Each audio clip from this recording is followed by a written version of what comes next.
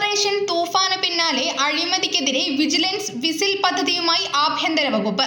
അഴിമതി കണ്ടാൽ ആർക്കും 1064 എന്ന ടോൾ ഫ്രീ നമ്പറിലേക്ക് വിളിച്ച് അറിയിക്കാം. ആദ്യ വിസിൽ കമാൻഡോ ആയി ചലച്ചിത്ര താരം നിവിൻ പോളി ഇന്ന് അണിചേരും.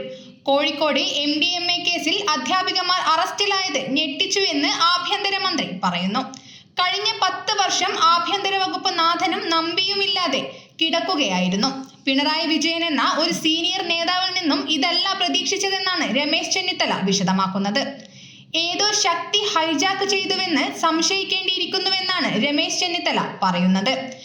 ശ്രീജിത്തിനെ DGP ആക്കാനാണ് ചീഫ് സെക്രട്ടറി നിർദ്ദേശിക്കുന്നത്. ഫയൽ മുഖ്യമന്ത്രിയുടെ പരിഗണനയ്ക്ക് വിട്ടു. MR അജിത് കുമാർ സസ്പെൻഷനിലായതിനാൽ അടുത്ത ഉദ്യോഗസ്ഥനെ പരിഗണിക്കണം.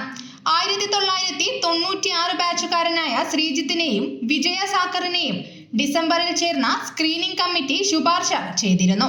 ഈ മാസം 30-ന് ഫയർഫോഴ്സ് മേധാവി നിതിൻ അഗർവാൾ വിരമിക്കുമ്പോഴുള്ള ഒഴിവിലാണ് നിയമനം നൽകേണ്ടത്.